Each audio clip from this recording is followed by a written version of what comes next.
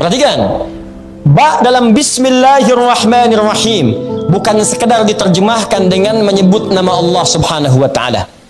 Bahkan saking pentingnya makna ba ini, kata Nabi, kullu amrin dzibalin la yubda'u fihi bi bismillahirrahmanirrahim fahuwa abtar. Ingat, setiap perbuatan baik itu, kata Nabi, jika Anda tidak tahu doanya untuk mengerjakan perbuatan itu, maka bacakan Bismillahirrahmanirrahim. Tak mampu Anda bacakan itu pun, maka hilanglah kemudian faidah-faidah dan keistimewaan dari makna Bismillahirrahmanirrahim itu, baik pahalanya ataupun keberkahannya. Nah sekarang kalau Anda ingin ucapkan Bismillahirrahmanirrahim, maka cara mengucapkannya, pahami huruf ba-nya, cara mengucapkannya bukan sekedar di lisan Bismillah, tidak. Tapi ingat, ba istighraq, seluruh perbuatan kita yang baik-baik jangan lupa ucapkan Bismillah. Seluruh, mau makan, Bismillah. Duduk, Bismillah. Berpakaian, Bismillah. Sepanjang semua baik, usahakan Bismillahirrahmanirrahim. Paling singkat, Bismillah. Jelas? Kemudian teruskan. Ketika Anda mengerjakan itu, rasakan bahwa Anda sedang lekat, bahkan diawasi, disertai oleh Allah Subhanahu wa taala. Misal, Anda mau minum, Bismillahirrahmanirrahim. Begitu Anda sentuh minuman yang akan Anda minum itu, rasakan bukan sekedar Anda akan minum, tapi Allah mengawasi Anda dalam minum itu. Dan pengawasan itu bukan jauh, tapi lekat, lebih dekat dibandingkan dengan urat leher kita.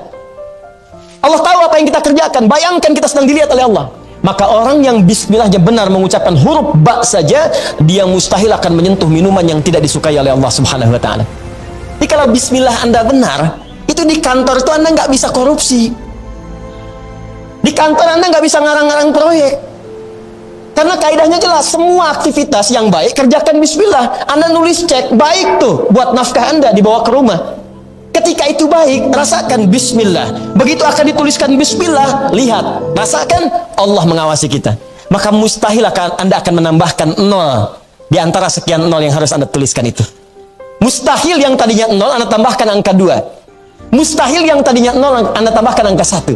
Kenapa? Karena ketika Anda tuliskan, Anda merasakan Allah mengawasi Anda. Itulah Bismillahirrahmanirrahim.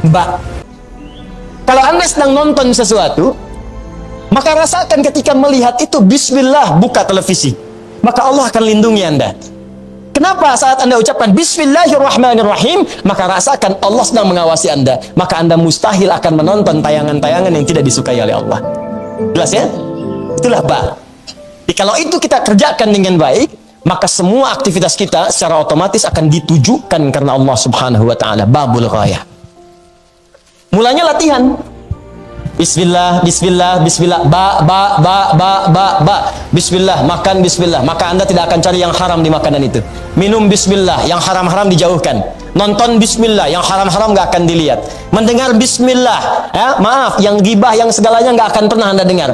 Kalau sudah berlatih seperti itu, nanti semua aktivitas Anda akan otomatis. Anda tidak akan pernah senang dengan apa yang tidak disukai Allah Subhanahu wa taala. Jangankan mau mendengar, baru datang, mau lihat orang berbicara yang ghibah, Anda sudah bisa meninggalkan tempat itu karena tidak biasa dengan itu. Itulah ba dalam Bismillahirrahmanirrahim. Pertanyaan saya, dari sekian banyak Bismillahirrahmanirrahim Anda ucapkan, berapa banyak makna ini yang menyertai kita dalam kehidupan? Ayo hati-hati. Jangan-jangan mengenakan yang haram tapi menggunakan bismillah. Dengan menyebut nama Allah Subhanahu wa taala, Bismillahirrahmanirrahim. Ayo kita minum bareng-bareng. Hati-hati. 1. Jelas sampai sini? Awas, ini baru parsial. Hati-hati, baru parsial. 2. Ismun. Saya tegaskan lagi. Ismun itu dari kata sumuwun. Fahuwa, maka ismun itu jamaknya sama'un. Sama'un. Ismun dari kata sumuwun, jamaknya sama'un. Apa artinya? Kullu ma 'alaka wa adhallaka. Kullu ma 'alaka wa adhallaka. Segala hal yang akan meninggikanmu dan memberikan naungan kemuliaan kepadamu. Segala hal yang akan meninggikanmu dan memberikan naungan kemuliaan kepadamu. Ini penting kita pelajari untuk paham kenapa kalimat ismun nanti dilekatkan dengan kata Allah. Awas, hati-hati. segala hal yang akan meninggikanmu dan memberikan naungan kemuliaan kepadamu. Dalam bahasa Arab sekarang, ismun itu diartikan nama. Masmuka, ma ismuka, siapa namamu? Kenapa nama disebut dengan ismun? Karena dengan nama itu seseorang akan ditinggikan. Makanya kalau ngasih nama ke anak, atau memberikan nama nanti pada orang-orang yang minta nama pada Anda, berikan nama-nama yang bisa memuliakan dia, meninggikan derajat dia. Dia jangan pernah kasih nama kepada anak yang bisa merendahkan dia. Ya, dalam konteks sejarah nanti, teman-teman akan temukan Nabi pernah mengganti nama beberapa sahabat. Yang dengan nama-nama itu dia bisa rendah. Awas jangan sampai berikan nama pada anak misalnya yang bisa membuat dia ditertawakan oleh orang lain. Hati-hati ya, mohon maaf. Anda senang dengan tokoh-tokoh lawakan. Ketika pelawak itu sudah tidak ada, untuk mengenang dia, karena Anda ingat terus anak Anda diberi nama dengan pelawak itu. Begitu temannya tahu, dia akan jadi bahan tertawaan. Jelas ya? Atau yang kedua, memberikan nama-nama sifat misalnya yang terlampau berlebihan, sehingga dengan itu memberikan beban yang berlebihan kepadanya. Ya, si cantik jelita. Misal, ya, begitu terlahir misalnya, ada sesuatu yang tidak tepat. Saya pengen beri nama cantik jelita, begitu lahir laki-laki, bisa kan? Bisa. Ya, atau nama-nama tertentu. Saya beri nama anak saya ini, saya ingat dengan teman saya si Keriting. Maka saya beri nama saya Keriting, ingatkanku pada temanku. Ya, misal. Maka yang seperti itu coba Anda tinggalkan pelan-pelan. Termasuk nama-nama setan yang 9 itu. Hati-hati. Ya, ada Dasim, ada Khinzib misalnya, ya, dan nama-nama yang lainnya. Paham sampai sini? Ingat pesannya, begitu Anda ingin berikan nama, maka cari nama-nama yang bisa memuliakan Anda plus meninggikan derajat Anda di sisi Allah Subhanahu wa taala. Cari nama yang bagus ya. Yang disukai itu ada 2 sifatnya. Satu, yang menunjukkan penghambaan kepada Allah. Misal Abdullah, Abdurrahman, itu nama sangat disukai oleh Allah dan Rasulnya. Yang kedua, tafaul, mengikuti nama-nama para nabi, rasul atau orang-orang baik. Misal Muhammad, Ahmad. Karena itu di Arab sering Anda temukan nama Ahmad, Muhammad, Hamid, Hamuda, Mahmud. Ada ya? Ahmad, ya Ahmad, panggil. Anda ke Mekah umrah, panggil ya Muhammad, ngelirik semua. Ahmad, Mahmud, Hamuda, ya Mahmud, datang, lirik semua. Karena semua nama itu terambil dari kemuliaan sifat Muhammad sallallahu alaihi wasallam. Nama orang-orang soleh, nabi sebelumnya boleh, Yusuf misalnya, ya, Ibrahim, boleh, silahkan. Makanya orang barat pun mengambil itu. Ibrahim, Abraham, Mikail, Michael, Daud, David, ya, ada. Ya, mereka ambil itu. David Beckham, ya, Masya Allah, ada.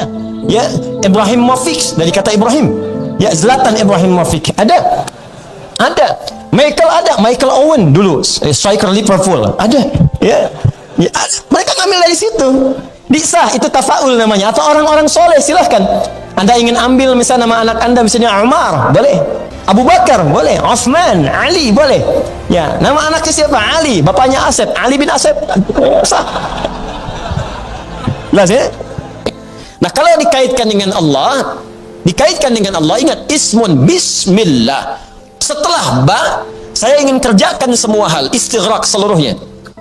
Istighraq tadi, ba, semua kegiatan saya, ghayah, saya tujukan semua lillah, karena Allah. Ba lil ghayah, tujuan karena Allah. Nomor 3. Semua kegiatan saya kerjakan karena Allah. Dari mulai bangun tidur sampai dengan tidur lagi, semua yang baik-baik karena Allah. Dan saya rasakan setiap saya mengerjakan semua itu, Allah mengawasi saya. Maka ketika Anda kerjakan semua itu, ismun, Anda akan diangkat derajatnya. Azallaka, Anda akan dilindungi. Siapa yang melindungi Anda? Allah. Karena itu setelah kalimat ismun, melekatlah kalimat Allah. Bismillah. Orang-orang yang mengerjakan semua aktivitasnya seluruhnya karena Allah Subhanahu wa taala. Tujuannya karena Allah, makannya karena Allah, minumnya karena Allah, bekerjanya karena Allah. Orang yang makannya karena Allah tidak akan menyentuh makanan yang diharamkan oleh Allah. Maka makanan itu akan berubah menjadi energi untuk mengerjakan ibadah. Salatnya semangat, baca Qur'annya semangat, bekerjanya semangat. Orang yang mencari nafkah karena Allah, maka dia tidak akan mencari nafkahnya yang dimurkai dan tidak disenangi oleh Allah Subhanahu wa taala. Maka dengan semua hal itu, Allah akan angkat derajatnya, akan melindungi dia dari segala hal yang tidak disukai oleh Allah Subhanahu wa taala. Maka walaupun kelihatan sedikit, karena diangkat derajatnya oleh Allah, harta itu kalau naik derajat, maka derajat disebut dengan berkah namanya. Ya, kelihatannya sedikit, cuman karena diangkat nilainya oleh Allah, maka jadilah berkah. Dapatnya 100.000, cuma sebulan nggak habis-habis. Bayang nggak? Saya juga nggak kebayang gitu. Kok bisa? Tapi yang memang ketentuan Allah itu tidak harus dibayangkan, diikhtiarkan, setelah dapat disyukuri. Ada orang cuma 100.000 sebulan tapi berkah. Begitu mau makan, tetangga ngantar makanan. Musim buah datang dari lain, datang, Pak ada mangga, Masya Allah. Musim ikan, tukang ikan datang, wah ikan nih. Sebulan kepake cuma 20.000, 30.000, 40.000, masih bisa nabung, bahkan ditabung untuk kurban setahun ke depan. Allahu Akbar. Itulah keberkahan. Jadi kalau Allah sudah angkat sesuatu, apalagi mengangkat kemuliaan seseorang, maka sudah tidak akan ada tersisa keburukan dalam pandangan manusia dalam kehidupannya. Maka begitulah caranya. Kerjakan semua karena Allah, maka Allah akan mengangkat Anda dalam kehidupan. Kalau seseorang sudah diangkat oleh Allah, ismun ma'alaka, sifat Allah jalla wa'ala, ala tinggi, diangkat oleh Allah. Ketika Anda diangkat oleh Allah, wa adhallaka, maka Anda dilindungi oleh Allah dari segala perbuatan yang diharamkan oleh Allah subhanahu wa ta'ala. Maka kalau sudah diangkat, apa yang diberikan? Rahman dan Rahim.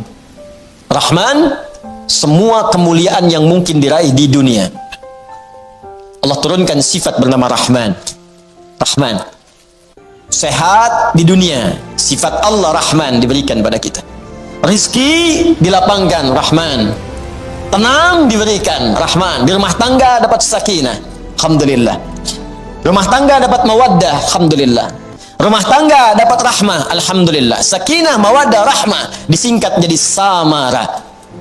Siapa yang punya samara? Allah. Makanya kalimat nikah dibuka dengan pendekatan kepada Allah. Wa min ayatihi, di antara tanda-tanda yang dimiliki oleh Allah, yang mendekatkan Anda dengan Allah, an khalaqalakum min anfusikum azwaja. Sebelum nikah dekati dulu Allahnya.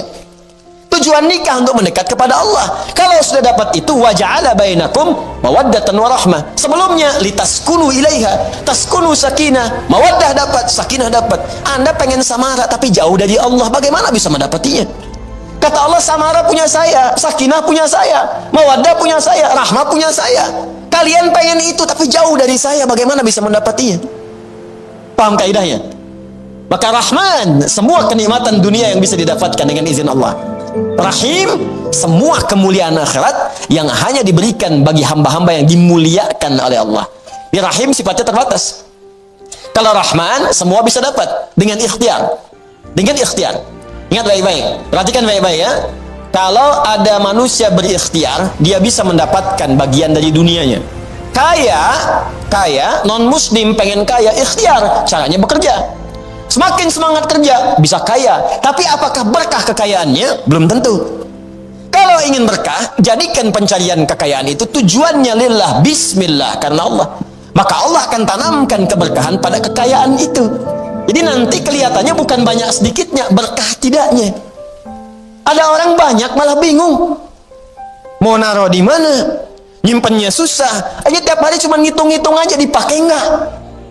Yang paling dahsyat kekayaan miliaran, dekat triliunan, sakit cuman ke apotek. Bayangkan. Jadi ada orang pelit terhadap dirinya sendiri, dia sendiri tidak menikmati. Sehingga bawaannya cuma stres.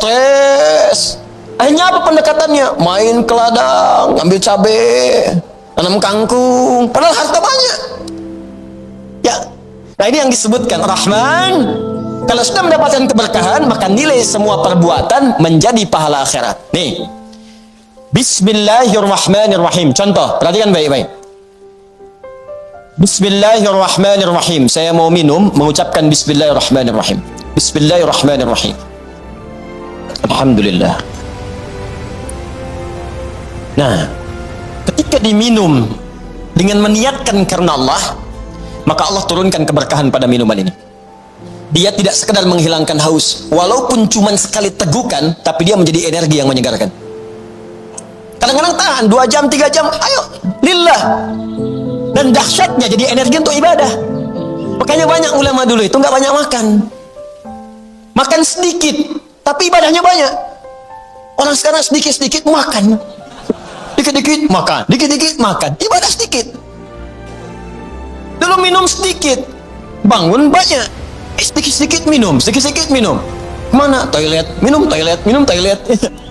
Ya banyak yang diminum, banyak yang dibuang. Banyak yang dimakan, banyak yang dikeluarkan. Dan banyak yang dihisap di dalamnya. Rubah cara kita mendekati Allah subhanahu wa ta'ala. Kan Allah pemilik semuanya. Manusia itu banyak anehnya hari ini tuh. Katanya Allah yang maha kaya, tapi nggak mendekati Allah untuk meminta kekayaan. Katanya Allah yang maha menenangkan, tapi saat gelisah kenapa tidak mendekat kepada Allah? Katanya Allah yang punya solusi, tapi ketika punya masalah kenapa menjauh dari Allah? Katanya Allah yang bisa mengampuni, sadar, tapi kenapa nggak minta ampun? Kenapa nggak taubat? Katanya sadar mau wafat, tapi kenapa nggak cari bekal? Katanya nggak pengen ke neraka, tapi melakukan perbuatan yang menjerumuskan dia ke neraka. Lalu di mana kita menyimpan akal kita? Di mana kita menyimpan iman kita? Ini yang harus kita kaji kembali. Ini saya katakan, ketika kita minum karena Allah, maka Rahman, sifat Rahman yang memberikan kemudian keberkahan dalam apa yang kita minum. Poin yang selanjutnya, bukan sekedar dunia yang didapatkan. Bismillahirrahmanirrahim, menjadikan perbuatan itu punya nilai ibadah di sisi Allah subhanahu wa ta'ala. Maka dituliskanlah pahalanya. Berapa pahalanya? Paling sedikit 10. Jadi kalau ini minum, ya minum, dikerjakan karena Allah. Perhatikan baik-baik. Bismillahirrahmanirrahim. Begitu diminum, maka perbuatan yang dikerjakan, yang baik-baik dikerjakan karena Allah. Setelah dikerjakan karena Allah, maka namanya berubah menjadi hasanah namanya. Apa namanya? Hasanah, kebaikan yang dikerjakan karena Allah. Hasanah, ibu hasanah, ibu yang mengerjakan segalanya karena Allah. Pak Hasan, bapak yang beraktivitas karena Allah. Sifatnya disebut ihsan. Anta'budallaha ka'annaka tarah, fa illam takun tarahu fa innahu yarak. Engkau mengerjakan segala hal sebagai ibadah karena Allah, walaupun tak mampu melihatnya, rasakan engkau dilihat oleh Allah. Masjid ini namanya al-ihsan, untuk melatih Anda supaya lebih dekat dengan Allah. Kalau Anda tiap malam Jumat ke sini semakin jauh dari Allah, ada yang salah dengan diri Anda. Ada yang tidak tepat. Karena setiap Anda datang kemari, mesti ada sesuatu yang mengingatkan Anda dengan Allah. Lihat orang, ya, ayo berlomba dalam kebaikan. Orang bisa jamaah, kenapa Anda sendirian? Orang bisa saf paling depan, kenapa Anda mesti terlambat? Kejar, kejar, kejar. Woi, saya kemarin pekan lalu udah 1 juz, saya akan kejar dia juga 1,5 juz. Jamaah yang lain menghafal 1 halaman, saya 1 lembar. Bismillah. Mudah-mudahan saat wafat sedang menghafal itu. Mudah-mudahan saat wafat itu sedang berubah menjadi lebih baik. Makanya kalau sedang bermaksiat pengen tobat, cepat kejar tobatnya terus. Walaupun belum sempurna, kerjakan tobat lagi, kerjakan tobat lagi. Mudah-mudahan saat wafat itu saat sedang tobat. Tidak cukup dengan amin, tobat. Ya, hasanah. Kalau sudah perbuatan jadi hasanah, maka poinnya 10. Dari mana taunya Ustaz? Allah yang sampaikan, Quran surah ke-6 ayat 160. Man jaa'a bil hasanati. Siapa yang mengerjakan satu kebaikan yang nilainya hasanah, punya nilai akhirat, falahu asyru amthaliha, maka dia mendapatkan 10 poin dari hasanah itu. Poinnya jangan dihitung 1, 2, 3, 4, 10, tidak. Saya sering katakan, itu bisa 500 tahun jaraknya satu ke 2, 3 ke 4, dan seterusnya. Nanti akan ditampakkan saat akan wafat. Tampakkan pahala-pahalanya. Tampakkan, dalam sakaratul maut tampak semua. Indah. Makanya banyak orang sakaratul tenang. Tiba-tiba saking tenangnya dicabutnya tenang. Panggilannya pun tenang.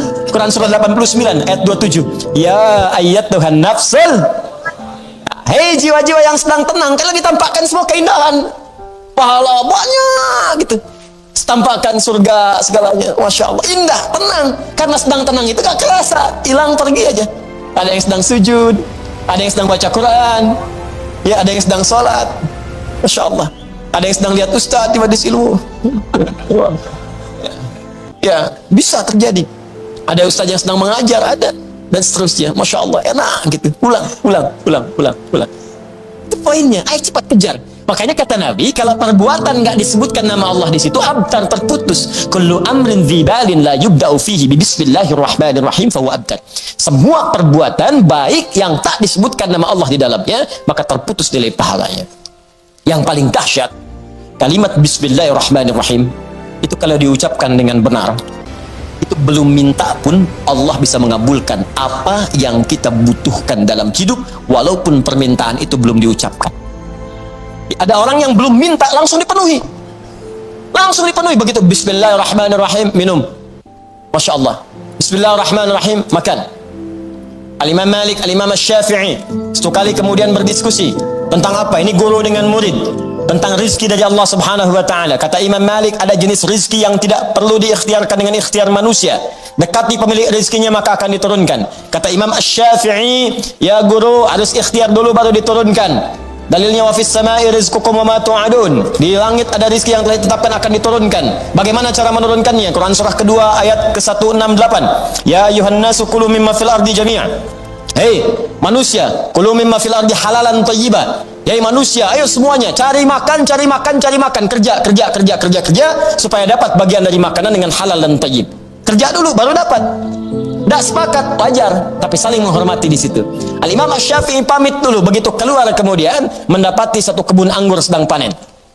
Begitu lewat, ada tawaran, "Oi, anggurnya banyak, siapa yang mau bantu panen? Boleh ambil dari situ." Maka datanglah Imam Asy-Syafi'i ikut bantu di situ.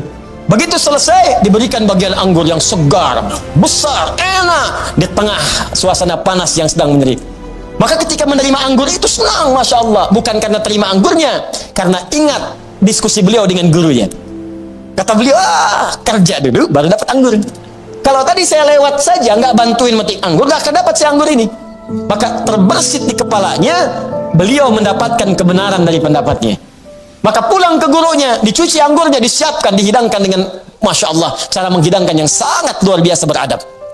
Begitu kemudian bertemu gurunya, guru, Masya Allah, tadi aku lewat di perjalanan, ada orang yang sedang memanen anggur, aku ikut ke situ. Saat aku bantu, kemudian dikeraskan kalimat ini, pada bagian terakhir, ditekankan. Saat aku bantu, tiba-tiba aku diberikan bagian dari bantuan itu. Dapatlah anggur ini. Coba, beliau tidak mengatakan, guru pendapat saya benar nih. Tadi buktinya, saya dapat anggur dulu, kerja dulu, baru dapat anggur. Kalau saya nggak mampir, nggak dapat anggur ini. Perhatikan adab Al-Imam Asy-Syafi'i. Kata Al-Imam Asy-Syafi'i, guru, begitu saya bantu, diberikanlah saya bagian anggur ini. Kalimatnya ditekankan. Al-Imam Malik tersenyum. Kemudian tertawa. Fatabassama dhahika. Tersenyum, tertawa.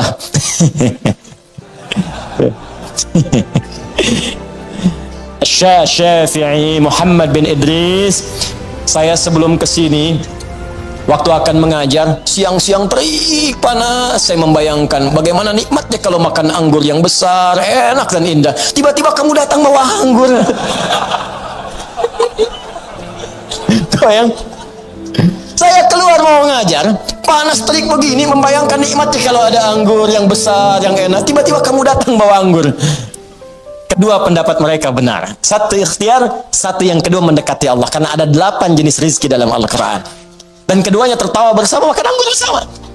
Jadi jangan sampai perbedaan pendapat itu menghalangi Anda untuk minum teh bersama. Gak harus saling melaporkan. Paham ya? Jelas. Diskusi, datang belajar. Itu biasa saja gitu. Ya, itulah. Nah, yang mau saya kembalikan ke sini, perhatikan maknanya. Jadi ada orang-orang tertentu yang ketika mengucapkan Bismillahirrahmanirrahim, Allah berikan sebelum dia meminta. Jadi pertanyaannya, apakah semua orang yang membaca Bismillahirrahmanirrahim akan langsung mendapatkan sifat Rahman Allah di dunia? Dan langsung bernilai pahala? Karena tidak semua ternyata yang mengucapkan Bismillahirrahmanirrahim saat minum, minumannya menjadi berkah. Tidak semua yang Bismillahirrahmanirrahim saat makan, makanannya menjadi berkah. Tidak semua yang Bismillahirrahmanirrahim saat bekerja, hartanya menjadi berkah. Kalau berkah, asasnya manfaat. Dari semua harta yang Anda kumpulkan di rumah, berapa yang bermanfaat? Baju, pakaian, kendaraan. Ayo lihat koleksi kendaraan Anda. Berapa kali dipakai ke masjid? Hah? Berapa kali digunakan ke majelis ta'lim? Hah? Pakai dunia saja. Kalau cuma dipakai dunia, jangankan Anda, yang belum beriman pun bisa. Coba lihat, banyak orang punya kendaraan. Pakai hanya untuk weekend saja. Pakai hanya untuk tamasya saja. Pakai untuk hanya kepernikahan. Banyak yang seperti itu. Anda jangan dulu bangga. Pertanyaannya, semua itu dihisab. Pernah nggak dipakai ibadah? Itu bukan lemari pakaian Anda tuh. Berapa yang pernah digunakan untuk ibadah? Ayo. Jangan-jangan ada helai pakaian belum pernah dipakai ibadah. Itu pena Anda tuh yang dipakai menulis. Pernah nggak dipakai menulis pada kebaikan? Nulis hadis satu aja. Nulis ayat Quran untuk dihafalkan. Nulis catatan untuk mengingatkan Anda dengan Allah. Tuliskan. Karena kalau dihisab nanti bisa lebih mudah. Minimal pulpen itu akan berkata, saya pernah digunakan oleh si fulan pemilik saya ya Allah untuk mendekatkan dia dengan Allah Subhanahu wa ta'ala. Itu yang harus dilakukan. Nah sekarang untuk menunjukkan itu semua, maka ada satu kaidah. Kalau kaidah ini benar, dan inilah dari kalimat Bismillahirrahmanirrahim akan muncul kemudian kalimat-kalimat lain sebagai tafsir dari kalimat ini, dan satu dengan yang lainnya akan saling menjelaskan. Indahnya nanti keterangan di Al-Fatihah dirinci di Al-Baqarah, terusannya ada di Ali Imran sampai dengan ke An-Nas. Indah luar biasa. Dari setiap kalimat ada yang akan saling menjelaskan, dan kunci dari semua ini terletak pada kalimat Allah. Dan ini bahasan terakhir kita, Allah. Makanya saya akhirkan, saya bacakan dulu kaidahnya ya. Bismillahirrahmanirrahim. Al-ismul a'zam. Al-ismul a'zam, nama yang paling agung, tinggi. A'zam itu isim tafdil dari kata azuma. Azuma, a'zam. Azuma besar. Sigat mubalaghahnya azim, sangat besar. A'zam paling besar, paling agung. Jadi kalau ada yang agung, ini yang paling agung. Kalau ada yang bisa mengangkat, ini yang paling tinggi angkatannya. Kalau ada yang bisa memuliakan, ini yang paling bisa memuliakan pada tingkat yang paling dahsyat. Anda dimuliakan oleh ibu Anda, teman Anda, tetangga Anda, keluarga Anda, masyarakat Anda, maka ada yang lebih dahsyat dalam memuliakan Anda. Inilah dia nanti yang akan kita lihat. Jelas ya? Mari kita lihat al-ismul a'zam. Huwal ismul jami' li jami'il asma'. Huwal ismul jami' li jami'il asma'. Al-ismul a'zam ini adalah nama yang mencakup seluruh nama-nama kemuliaan, nama-nama kebaikan. Jadi kalau ada semua nama baik, puncaknya nama ini. Puncaknya nama yang ini. Ya. Apa nama yang dimaksudkan? Yuk kita lihat. Qila, dikatakan nama al-ismul a'zam itu tidak ada yang lain. Wallah, yaitu Allah. Allah. Allah. Jadi, nama Allah itu disebut dengan nama al-ismul a'zam. Ini sepakat orang Arab langsung nyebut a'zam. Nama yang paling tinggi, nama yang paling agung, nama yang paling dahsyat. Al-ismul jami' li jawami' sifatil mahmudah li jami'il asma. Nama terbaik, teragung yang mencakup semua nama kebaikan yang pernah ada. Makanya ketika Allah memperkenalkan nama ini, Allah menyebutkan bahwa nama Allah ini memiliki semua sifat-sifat nama-nama kebaikan, baik namanya ataupun sifatnya. Itu kita temukan di Quran surah ke-7 Al-A'raf ayat 180. Quran surah ke-7 ayat 180.